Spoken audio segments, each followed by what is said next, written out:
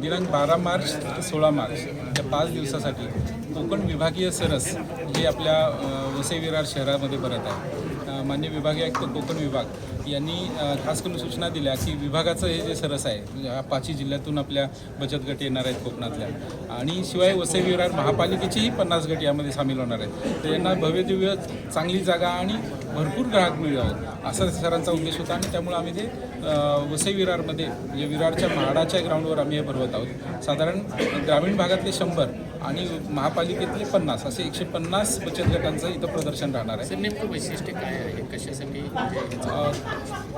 स्वयंसहायता गट ज्याला आपण जो बचत गट म्हणतो हे गावातल्या 10 महिलांचा एक साधारण बचत गट बनवला जातो आणि त्यांना काही भांडवल दिलं जातं, त्यांना कर्ज उपलब्ध करून दिलं जातं आणि त्यांना पायावर उभं राहावं म्हणून एक वेगवेगळ्या प्रकारचे रोजगार उपलब्ध करून दिला जातो आणि त्यातून ह्या महिला काही वस्तू तयार करतात. हस्तकलेच्या वस्तू असतात, खायचे पदार्थ असतात, मसाले असतात, धान्य डाळी घरच्या पिकवलेल्या वस्तू असतात, असं सगळं त्या विक्री करतात आणि त्यातून त्यांना व्यवसाय कळतो, स्वतःच्या पायावर उभं राहतात, आर्थिक त्यांना स्वातंत्र्य मिळतं आणि त्यातून त्यांचं कुटुंबाचं उत्पन्न वाढतं. कारण आपल्याला माहीत आहे की लखपती निधी एक असा एक कार्यक्रम आहे आमचा. तर 1,39,000 महिलांना म्हणजे तेवढ्या कुटुंबांना आपण लखपती करणार आहोत.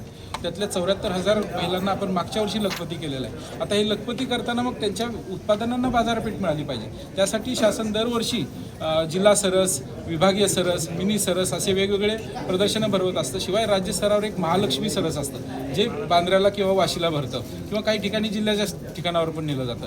तर अशा प्रकारे बाजारपेठ उपलब्ध करून दिली जाते आणि जेणेकरून त्यांचा व्यवसाय वाढतो. यात सगळ्या प्रकारच्या खाद्यपदार्थांपासून सर्व वस्तूंची रेलचेल असते आणि हा पैसा थेट त्या जी करणारी आहे त्या महिलेच्या हातात जातो आणि तिला एक आर्थिक स्वातंत्र्य मिळतं, ती स्वतःच्या पायावर उभी राहते, कुटुंब तिचं आर्थिक स्थैर्य मिळतं, मुलाबाळांचं शिक्षण होतं.